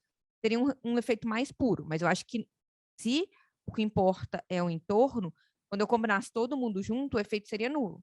E ia aparecer nas comunidades menos violentas, como aparece agora. Talvez eu conseguisse fazer a coisa mais fina, né, com comunidades com diferentes níveis de violência, se a gente tivesse pareado isso antes, né? Mas eu acho que não mudaria, talvez, de novo, se o efeito nulo se dá só pelo ambiente, que eu não acho que é o caso, mas se for o caso, eu continuaria igual, mas eu poderia ver melhor esse efeito heterogêneo. Acho que é essa aqui. Quer acrescentar algo, Fernando? Ok, então. Uma outra pergunta aqui, né? Nos 2 exemplos, fica clara a importância de gestores e professores, abre aspas, comprarem, né, a ideia, fecha aspas, de que o tratamento é importante. Vocês poderiam falar um pouco mais sobre como foi essa experiência de comunicação, de venda da ideia? Sim, eu acho que, de novo, é uma diferença muito marcante, eu acho, dos dois casos. E super interessante. As secretarias de Estado da Educação, elas se conversam bastante. Tenta se estimular isso, né? Tem o jeito que o Jovem de Futuro acontece é através de um programa que chama Circuito de Gestão. Então, isso é um programa contínuo, existe, e o pessoal já comprava bem a ideia. E conforme eu tinha falado antes, também era de fácil implementação. Era mais fácil comprar a ideia porque não era tão custoso implementar, né? Diferente do caso da Cristine, que ela bateu nessa tecla que era muito mais difícil mostrar o impacto daquilo ali, né? Uma coisa interessante no caso do Unibanco aconteceu com o Rio Grande do Norte. No Rio Grande do Norte, a difusão de prática ali era para ter sido dramática. Todo mundo estava pensando, nossa, o Rio Grande do Norte, que também fazia parte do Jovem de Futuro, mas não entra aqui no meu estudo, porque o meu estudo era Espírito Santo, Piauí. No Rio Grande do Norte, estava assim, pensando, nossa, lá aparentemente todo mundo difundiu isso daí. Toda a escola recebeu, o pessoal não se importou tanto para tratamento e controle. Se você for lá analisar, você vai ver essa difusão de prática sendo super importante. A gente fez alguma coisa preliminar e não estava aparecendo, estava diferente do que eu estava vendo aqui. Por quê? Estranho isso. Era uma geração, não era mesmo, então a gente pensou que talvez fosse, sei lá, ficamos meio na dúvida. O que aparentemente aconteceu no Rio Grande do Norte é que não foi o gestor do distrito, que são aqueles caras ali que tem uns 10 por estado aqui em Espírito Santo, Piauí. Foi a própria secretaria, não a secretário, o secretário, mas a equipe da secretaria já achou o programa tão legal que nem passou pelo gestor do distrito. Eles já começaram a disseminar prática para as escolas eles mesmos. Então, eu estava olhando para o lugar errado, não precisava olhar para o gestor do distrito. A secretaria já conseguiu difundir as práticas dessa instância de governabilidade até superior à do gestor do distrito. Eles compraram muito a ideia. Então, acho que varia muito, varia de pessoa, varia de lugar, varia de instância que você está olhando, se é a secretaria, no meu caso, se é o gestor distrital, se é a escola, e quão fácil é implementar, né? Porque eu acho que é mais fácil você comprar a ideia de algo que não é muito custoso para colocar em prática. Né? Se é muito custoso de colocar em prática, aí sim é algo que, conforme a Cristina pode falar bem melhor do que eu, você vai ter que bater naquela tecla ali com muito mais atenção. Eu vou contar um pouquinho que a gente tinha essa ideia que era importante mostrar a importância da habilidade socioemocional e do programa. Então, a gente foi ao Rio, inclusive a Dana veio de Harvard, a gente fez vários seminários no Rio para mostrar a importância de habilidades socioemocionais, falar um pouco do programa junto com a Vila Educação. Só que quando a gente chamava esses seminários, a secretaria chamava os diretores das escolas, né? E eu acho que os diretores não conseguiram convencer os professores da importância das habilidades. Então, eu acho que, na verdade, tinha que ser uma coisa muito mais intensa do que a gente fez e com todo mundo, né? Quando a gente fez esses seminários, a gente tinha essa ideia, né? Que não é uma coisa habilidade cognitiva, né? Português e matemática, é uma coisa que está no dia a dia de todo mundo. A habilidade socioemocional é uma coisa mais nova, né? Que as pessoas talvez não tenham não estejam pensando tanto, né? Então a gente fez esses seminários no Rio, todos os pesquisadores, todo mundo da Vila Educação. A gente ficou 3 dias no Rio fazendo esses seminários. Só que a secretaria convidou os diretores das escolas, os diretores e os diretores dos CRAS, né? Que são tipo os distritos do Rio. E eu acho que, na verdade, a gente teria que ter feito uma coisa muito mais intensa com quem vai aplicar o programa, que são os professores, né? E aí, enquanto professora, eu vejo claramente isso. Assim, poxa, sei lá, eu dou aula no INSPER, né? Se vão conversar com o coordenador da graduação, Ju, provavelmente a mensagem não chega em todos, são muitos professores embaixo, né? Então, a mensagem não chega para todo mundo, né? E eu acho que o nosso erro foi esse. Acho que o nosso erro foi pensar que a gente estava divulgando a informação para a escola, enquanto a gente teria que trazer todos os atores que estariam envolvidos na escola, né? E aí, de novo, é um processo complexo, né? Porque imagina tirar professor também de sala de aula por um dia para fazer um seminário sobre habilidade socioemocional. Então, é tudo muito complexo em termos de processo, né? Mas o que eu acho que a gente aprende é que intervenções baratas e fáceis funcionam muito bem, né? Então, por exemplo, se a gente tivesse pensado não fazer um super seminário e tal, mas vamos ficar um ano mandando mensagem para os professores da importância de habilidade socioemocional. Depois a gente implementa o programa. Talvez a gente teria tido um cenário muito diferente em 2017. Porque, assim, a intervenção que a gente fez de mensagem é uma intervenção barata, que a gente mesmo fez, né? A gente criou as mensagens, a gente pilotou as mensagens, os nossos alunos e a gente que mandava os WhatsApps. Então, assim, são coisas baratas que a gente poderia ter feito se a gente tivesse essa ideia de que era tão, assim, a gente tinha a ideia de que era importante as pessoas entenderem o programa e a importância das habilidades socioemocionais, mas a gente tivesse pensado que precisava de um nudge mais fino, né, mais intenso nos atores de fato, a gente poderia ter feito isso antes. Eu acho que aí talvez a gente conseguisse realmente mudar o efeito que a gente tem no primeiro ano. Então, acho que são várias questões. Acho que é com complexo a implementação e essa questão de hierarquia, né, de entender, e cada localidade é diferente, né? Então, se a gente for implementar e fazer a avaliação do compasso em São Paulo, vai ser diferente, né? Porque as secretarias estão estruturadas de forma diferente, quem repassa a informação é diferente, né? Então, entender este processo de como a informação chega é super importante durante uma avaliação, assim. Esse é outro aprendizado, assim, ao longo de todas as avaliações de programas de programas educacionais. Quem recebe a informação tem que ser o professor, o que vai atuar o programa, né? E como a informação chega nele é importante, né? Eu acho que esse foi um dos nossos erros no início. A gente sabia que tinha que dar informação, mas eu acho que a gente deu informação por um canal não direto. E aí chega de uma forma diferente, tá? Então, eu acho que tem essa questão. E cada lugar vai ser diferente. Então, se a gente for fazer a mesma coisa, por exemplo, em São Paulo, a gente vai ter que entender como funciona São Paulo, para pensar como fazer essas mensagens e etc. O WhatsApp é o que funciona melhor, porque eu acho que chega direto na pessoa. Mas talvez São Paulo não permita a gente fazer isso. Então, como fazer de uma forma diferente? Então, acho que é um pouco o que o Fernando está fazendo. Acho que é muito específico de quando você vai fazer a avaliação em cada localidade, entender essa questão de fluxo de informação, e você precisa convencer todo mundo que aquilo é importante. Mas, principalmente, quem vai atuar no programa ali, né? Que eu chamei de atores, aquela pessoa que vai atuar no programa, porque senão não vai funcionar, né? Então, acho que eu complemento muito o que o Fernando falou. E cada intervenção é diferente, né? Então, eu trabalho com programas educacionais. Então, tem programas mais complexos, programas mais fáceis de serem implementados, né? E quanto mais fácil, menor a gente tem que dar informação também, mas é mais fácil convencer as pessoas, né? Então, tem essa questão também. Ok, obrigado, Cristine. Mais algumas perguntas aqui. Os dois exemplos falam de experimentos, né? Vocês poderiam falar um pouco mais sobre como esse tipo de prática vem sendo adotada pelo setor público no Brasil e a importância dos experimentos para a implementação de políticas públicas? Então, o experimento é o método que a gente considera que é tipo benchmark, né? Aquele que de fato vai dar o efeito do programa. Porque tem vários outros métodos que é difícil isolar exatamente o efeito do programa. Porque com o experimento, o que a gente quer é que os dois grupos sejam muito parecidos na média. Então, quando o Fernando fez as caixinhas lá das escolas, a composição dos dois grupos era idêntica, certo? Então, os dois grupos na média são idênticos. Só que um vai ter o programa e o outro não. Então, de fato, quando eu acompanhar eles no final, eu sei que o que eu estou vendo é o efeito só do programa, tá? Então, essa é a prática, digamos que é a prática benchmark, né? Tipo, o melhor método que a gente consegue.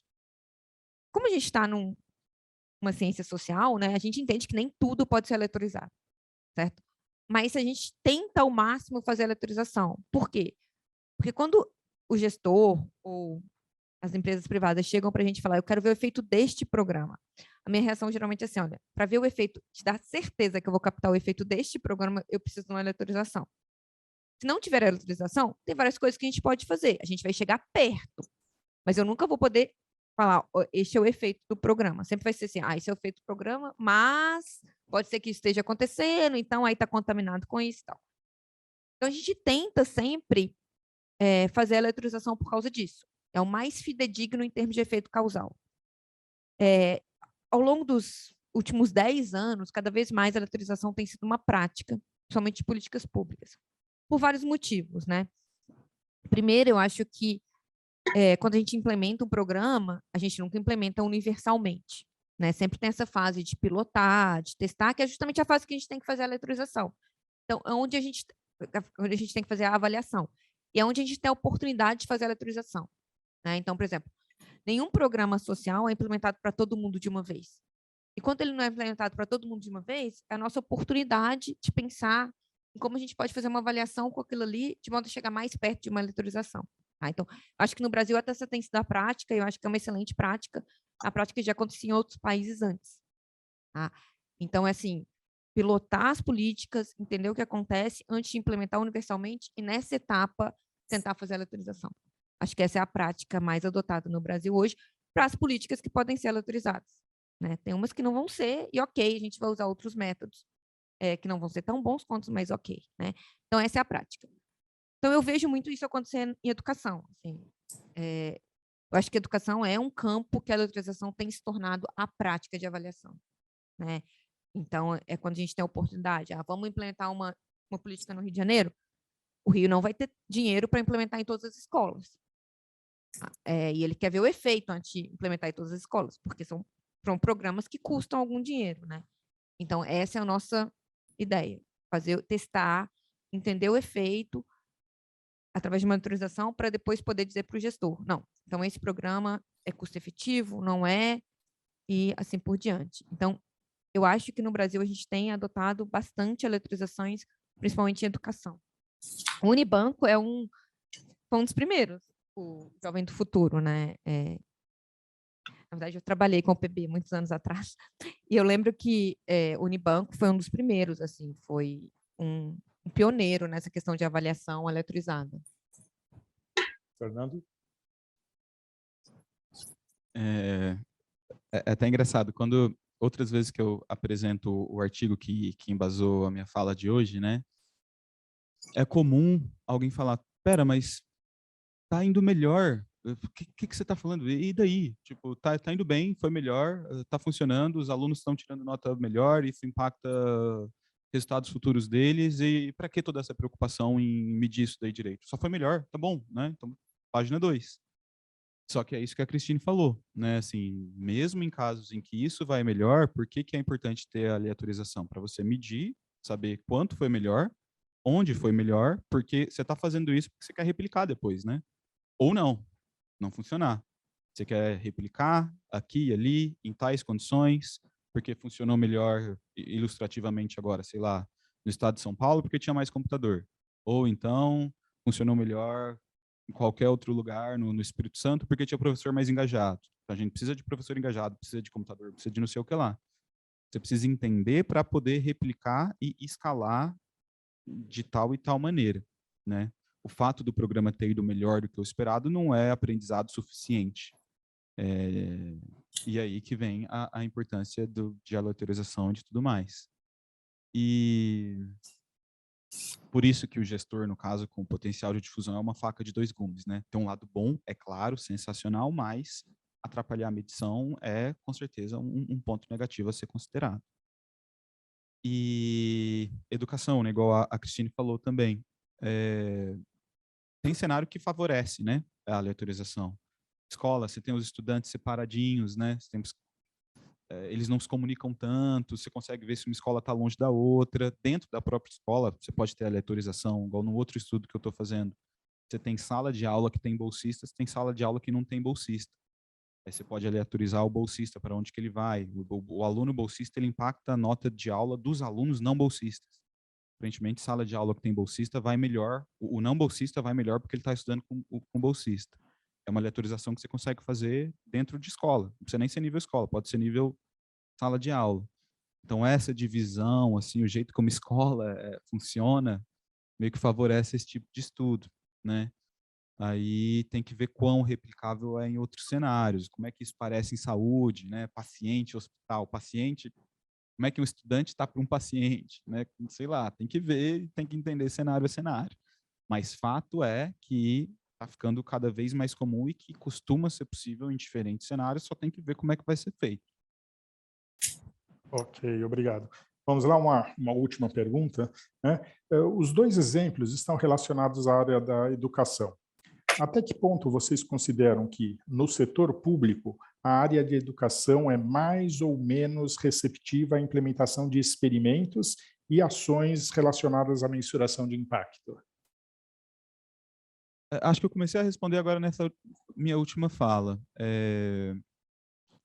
O jeito como a escola funciona, o jeito que você tem as salas de aula e alunos pode favorecer, na minha opinião, a própria estrutura da coisa, né? Você pode comparar salas de aula, você pode comparar a escola, você pode comparar séries, várias outras coisas que dá para fazer. Mas não é só isso que importa, né? Você tem os outros stakeholders envolvidos, você tem como é que a Secretaria de Estado de Educação é mais ou menos favorável em relação à Secretaria de Estado, sei lá, de qualquer outra coisa. Mas acho que depende. Depende da estrutura, depende das pessoas que estão envolvidas, depende do quão familiarizado seja o gestor de um hospital, ou seja um político que está mais focado em saúde e educação, está querendo que aquilo aconteça.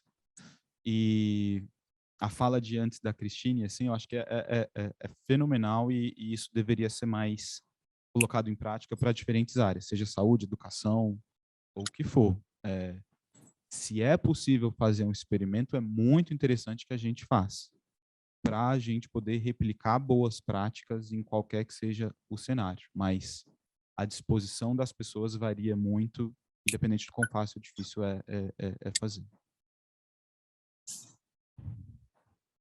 Eu acho que a letraização está em várias áreas, né? Tem vários estudos acontecendo, né? Então, em saúde, a gente vê acontecer, que eu só trabalho com educação, então todos os meus exemplos vão ser de educação, mas na educação, na área de educação, acho que está ficando cada vez mais difundido a prática da letraização. Acho que um pouco pela estrutura, né? Escolas, distritos, então a gente já tem como pensar na letraização. É uma prática que está chegando cada vez mais nos estados e municípios. E eu acho que tem uma coisa também que anda favorecendo a letraização, assim, para conseguir financiamento externo, né, internacional, para implementar políticas públicas, eles querem ver o impacto daquela política. E hoje em dia, eu acho que é bem difundido que impacto causal é igual à letraização. Então, muitos municípios, às vezes, querem fazer a letraização porque eles querem financiamento externo e o parceiro falou, não, eu quero ver o efeito antes de implementar como um todo no município. Então, é uma prática que está cada vez mais difundida, concordo com o Fernando, mas depende muito. Tem estados que é muito fácil, municípios que é muito fácil, tem municípios que não é tão fácil, porque as pessoas nunca fizeram. Então, tem também uma questão de prática, né? Tem municípios que já fazem há muito tempo, então a prática já está ali e as pessoas já estão acostumadas. Tem municípios que vão fazer pela primeira vez, e aí eu entendo. Você chega lá e fala, não, vou pegar aqui e vou eletrizar, as pessoas assustam um pouco. Eu acho que é tudo uma questão de prática e de entender a importância, né? Obviamente tem que, igual eu falei, é num primeiro momento, acho que tem que ser avaliado num primeiro momento, quando de fato quer se ver o efeito causal do programa, porque muitos programas os municípios querem universalizar, certo? E aí, ok, mas a avaliação tem que vir um pouco antes, né? Para até entender se vai universalizar ou não, que é um pouco, acho que é a fala do Fernando. Então, acho que é uma prática que está sendo difundida, acho que não é uma coisa, não é fácil de fazer, né? Longe disso, não estou falando que é fácil, mas é assim, eu acho que é uma coisa que vai ficar. Eu não vejo como, pode ser que tenham outros métodos que surjam, né? Mas assim, eu acho que hoje em dia, se alguém chegar e falar, eu quero fazer achar o efeito causal do programa, porque eu preciso para conseguir financiamento, etc., é a letraização. Até porque externamente é o que vai conseguir convencer as pessoas do efeito ou não do programa naquele município, naquele contexto. Então, eu só posso falar mais de educação, mas eu acho que está acontecendo em todos os setores. Tipo, só para dar um exemplo, eu estou agora trabalhando com um projeto em firmas, da informação para firmas, e também é letrizado, né? Então, é uma outra área completamente diferente, e, tipo, já chegaram para a gente falando, a gente queria ver através da autorização, não sei o quê. Então, acho que é uma prática que vem para ficar, assim. E eu entendo também que em alguns contextos não é possível aplicá-la, né? Mas quando a gente consegue, a gente tenta ela como primeira opção. Perfeito. Acho que o Fernando quer agregar algo. Não, que é isso. Colocando em cima do que a Cristina acabou de falar. Como, através da aleatorização, você consegue, de fato, inferir aquele impacto causal que está acontecendo por causa da intervenção, é interessante para o governo usar isso se ele tiver gastando o dinheiro dele se uma aleatorização funciona ou não. Então, vamos dizer que o governo está contratando alguém. O governo pode falar, olha, eu vou te pagar, vamos dizer que fez uma licitação, concessão de qualquer coisa. Eu te pago se você me mostrar que aquilo ali funcionou. Então, o governo ele pode usar a aleatorização nesse sentido. Se você tem esses contratos baseados em resultados, isso é uma tendência que está ficando cada vez mais comum. O Spermetrics, inclusive, tem uma base de dados que captura esses contratos baseados em resultado. Então, é de interesse para o governo. Se ele falar, olha, imagina que bom que seria para o governo se ele fala, eu só te pago, ele está contratando um agente privado, eu só vou te pagar se funcionar. E você vai ter que me provar que funcionou usando uma aleatorização. Aí o governo não gasta dinheiro sem precisar em alguma coisa que não foi para frente. Então, e isso pode ser usado em diferentes áreas. Tem menos na América do Sul, mas é muito comum no Reino Unido e em diferentes áreas mesmo. Saúde, educação, prisões para reduzir reincidência de crime, e aí vai. População sem teto, que tem investidor que está tentando diminuir índice de vulnerabilidade, várias outras coisas. Educação, saúde, prisões, até saneamento, ambiente, e boa parte disso usando aleatorização. E por último, também uma coisa rapidinho, voltando para o caso do Jovem de Futuro, você tem muito dilema ético que a Cristine mesmo falou, né? Tá, mas vai aleatorizar, tal, e quem vai receber, quem que não vai? É super válido. E o Unibanco se comprometia a gente vai avaliar o programa, é assim que eles fazem até hoje. A gente vai avaliar, vai fazer aqui, tratado, controle, e depois a gente se responsabiliza por ensinar todo mundo. Né? E esse tipo de coisa você pode ir fazendo também, que aí você não tem uma população prejudicada, né? E vai se disponibilizar para todo mundo caso funcione, né? Não, se for ruim, não. Mas se for medido, se teve impacto, a gente se responsabiliza para passar isso aí para todo mundo. Esse tipo de coisa pode ser feito também. Perfeito. Eu aqui muito atento às perguntas na tela, estava esquecendo de dar a palavra aqui para o pessoal da audiência que tenha perguntas ou comentários também, por favor. Acho que são 2 pontos. Assim. A gente, estou trazendo para a minha realidade que é mais de empresa privada, né? Então, eu trabalho numa gestora de impacto, a gente faz investimentos em empresas de capital fechado, e a gente tem mensuração acontecendo em vários níveis. Acho que, primeiro, tem um paralelo muito grande com os seus aprendizados, Cristine, principalmente na questão de engajamento, que a gente vê que as empresas que estão mais engajadas, a gente tem uma coleta de dados muito mais fácil, né? E mais aprofundada, até principalmente com a parte mais qualitativa daqueles resultados. E a gente tem alguns fatores externos também que a gente, eu não tenho nenhum grupo de estudo, mas a gente sente nas entrevistas, como é o caso, por exemplo, quando a gente mede liderança feminina, né, que a gente tem algumas metas de melhorar níveis, né, de equidade ali, de liderança feminina versus masculina nas empresas. E aí algumas entrevistas surgem com, eu nem sabia, as mulheres, quando eu nem sabia que eu poderia chegar em cargos, porque eu não tenho essa representatividade hoje, então nem estudei para isso, ou enfim, né, achando muito que aquele meio ambiente que ela estava era naquele status quo e não teria uma mudança, né? Então, esse é um fator que a gente tentou implementar alguns projetos para melhorar essa equidade, aumentar um pouco do nível das mulheres em liderança, e a gente teve uma barreira porque as mulheres próprias não estavam engajadas por essa falta de representatividade ou de saber que aquilo era possível, né? Então, os projetos anteriores que a gente fez não faziam muito sentido por isso. Então, a gente teve esses aprendizados, acho que muito em linha com o que você apresentou. E aí isso é uma reflexão aqui. E o outro ponto como que eu poderia, que eu acho que, não sei se cabe a aleatorização, mas como que eu conseguiria mostrar para o meu investidor o impacto do recurso que eu usei naquela empresa, e eu só tenho um recurso, né? Então, eu aplico o dinheiro uma vez e a gente tem que trazer aquele impacto lá na frente. E eu não tenho um outro grupo de tratamento, né? Eu tenho uma empresa só, eu não tenho 2 empresas em que uma vai receber e outra não vai receber, porque é o que não recebe ou não faz parte dos investimentos, ou enfim, é algum concorrente do mercado. Como que vocês veem, como que eu conseguiria trazer esse conhecimento para o investidor, assim, desse impacto que eu estou causando com aquele investimento, com aquele recurso, com aquele programa de métricas?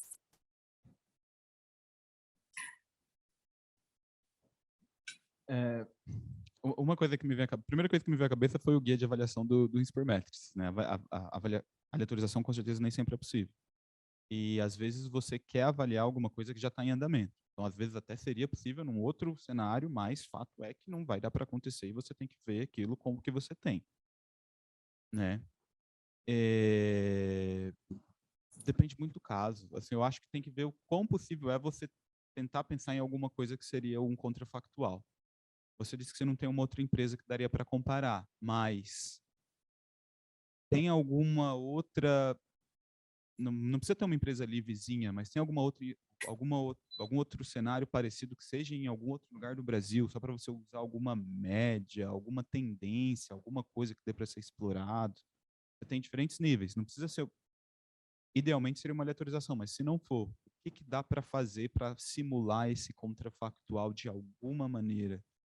Tem, não sei como é que é no teu caso, mas mesmo dados públicos que você poderia tentar talvez reciclar. Eu precisaria talvez entender melhor exatamente o que é que vocês estão fazendo e qual que é o caso, para eu poder pensar em dados publicamente disponíveis daquilo ali, poderia ou não usar, e mesmo em outras realidades. Talvez pensar nisso, que não precisa, idealmente seria um vizinho super bem comparável, né? Mas não precisa. Pode tentar simular o melhor que dá para fazer, com alguma diminuição de robustez, mas que seria o que tem, que seria potencialmente muito bom também. Eu acho que eu concordo com a Fernanda. A questão é assim, você vai ter que criar um grupo de controle. Assim, sem um grupo de controle não tem contrafactual. Então, você vai ter que criar um grupo que represente o que aconteceria com a sua empresa caso ela não tivesse recebido o investimento, entendeu? E aí tem vários métodos para criar esse grupo, né? E aí depende muito, tipo de dado que você está usando, entendeu? Como é que a gente cria esse controle que vai ser o contrafactual da sua empresa. E aí tem vários métodos para isso, assim. Aí precisa pensar um pouco mais de dado, qual que é o Y, a variável de resultado que vocês querem ver o impacto, entendeu? Assim, de novo, nem tudo na vida é experimento. Até porque eu brinco com os meus alunos que se tudo fosse experimento, eu não tinha profissão. Porque eu trabalho justamente com métodos, né? Mas eu acho que tem métodos para isso. Não vai ser tão perfeito quanto um experimento, e tudo vai depender da qualidade do seu grupo de controle, digamos, né? Quanto mais perto do seu grupo de controle for da sua empresa tratada, melhor, né? Então, tem vários métodos para a gente avaliar isso. Obrigada. Só um pequeno palpite aqui em cima do comentário, né? E pensando um pouquinho da implementação em levas de programas públicos, por exemplo, não sei qual é o ramo de atividade, mas suponho que você vai começar por uma área de vendas. Talvez você dividir a área de vendas em 2 times e você começa a dar o tipo de estímulo para um, né, e para o outro você não dá. É uma forma aí de tentar. Cada caso é um caso, não tem como ter uma receita geral aí, né? Mas foi algo que me ocorreu aqui enquanto os nossos palestrantes aqui estavam respondendo. Ok, então, pessoal, nos aproximamos aqui, então, do nosso fechamento. Queria novamente agradecer a Cristine e ao Fernando pela presença e gostaria de saber se vocês têm alguma consideração final que gostariam de fazer. Não, acho que não. Acho que foi um prazer estar aqui essa manhã com vocês. Foi um prazer estar com o Fernando. Acho que foram casos muito complementares e parecidos. E acho que a mensagem, assim, a letralização é legal, mas nem sempre tudo dá certo ao longo do caminho, e a gente tem que ir ajustando para chegar no melhor mensuração que a gente consegue, né? Obrigado, Cristine. Digo mesmo, obrigado. Muito legal, muito bacana estar aqui com a Cristine, com vocês todos. E assim, um acompanhamento, seja lá do que a gente estiver fazendo, sempre avaliar e pensar em longo prazo, né? Beleza, não dá para fazer isso agora, mas o que eu precisaria para fazer também? No ano que vem, daqui 5 anos, daqui 10 anos. E nível de análise, igual o Geraldo falou, tá, eu não consigo aleatorizar a empresa, mas eu consigo o setor, eu consigo o indivíduo, e não agora, mas ano que vem, daqui 10 anos, e sempre está monitorando o que está acontecendo para ir adaptando, porque a gente vai errando e vai aprendendo e vai melhorando mesmo, que é o que a gente mostrou hoje, basicamente. E é isso, prazerzão. Obrigado, gente. Então, obrigado novamente, Cristine e Fernando. E, fechando, eu gostaria de lembrar que está aí no chat o link para a votação em temas para os 3 encontros da Oficina de Impacto de 2023. Obrigado a todos pela participação e até o ano que vem.